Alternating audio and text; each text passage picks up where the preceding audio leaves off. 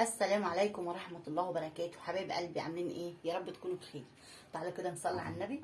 احنا النهارده هنعمل بطاطس بتوم. معانا توم اهو مهروس اهو زي ما حضراتكم شايفين. بصوا هولع عليه.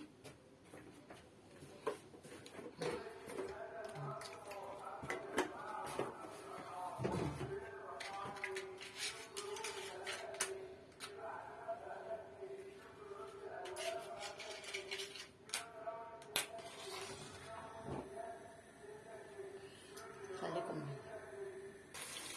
بنحمرها زي طشة التوم عادي. بصوا كده اهو. وبعد كده طبعا انا ايه ضربة الطماطم اهي عصراها زي طشة التوم، بس التوم طعمها حلو قوي في البطاطس. عملت البطاطس مكعبات زي كده.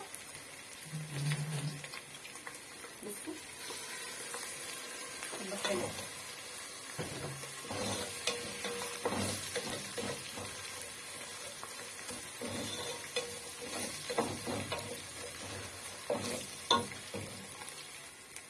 بصوا كده هنحط شويه قلم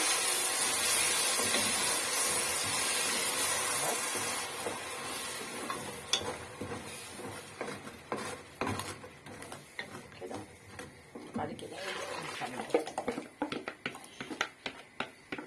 هنسيبها خالص تتسبك خالص زي الطبيخ العادي اهو.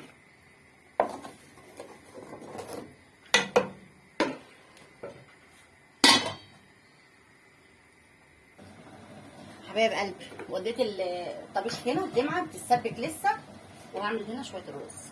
بصوا قلت هعمل ايه حاليا دي شويه رز، وهنا البتاعه بتتسبك عشان انا حطيت فيها كان عروق لحمه كبيره طبعا ايه قلت تتسبك معاها. وهنا حطيت الرز اهو. انا هنا اهو حطيت الشعريه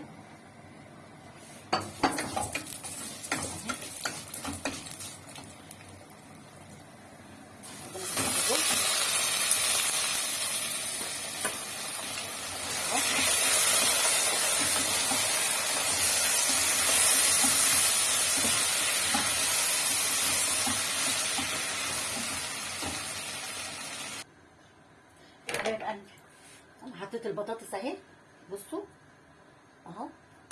طبعا ايه طبعا مش عارفين حرارة ولا ايه.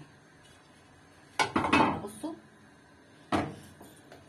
حطيتها اهو، بس عشان كنت حاطه حبه عروق اهو. دي بطاطس بتوم بتبقى طعمها حلو قوي.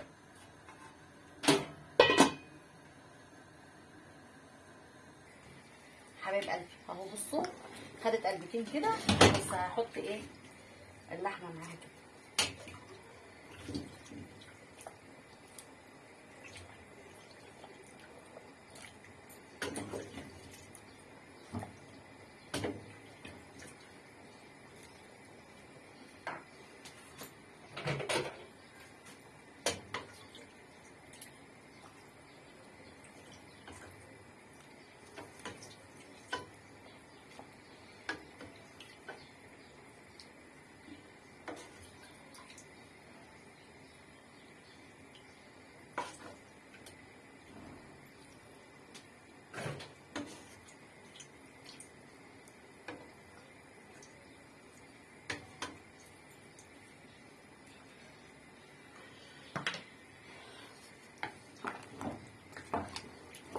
لو عجبتكم البطاطس والبتوم ما تنسوش بقى ما تبخلوش عليا باللايكات.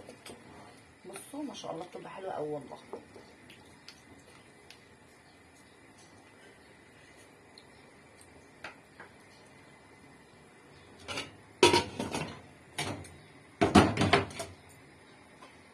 كده ايه خلاص كده قربت.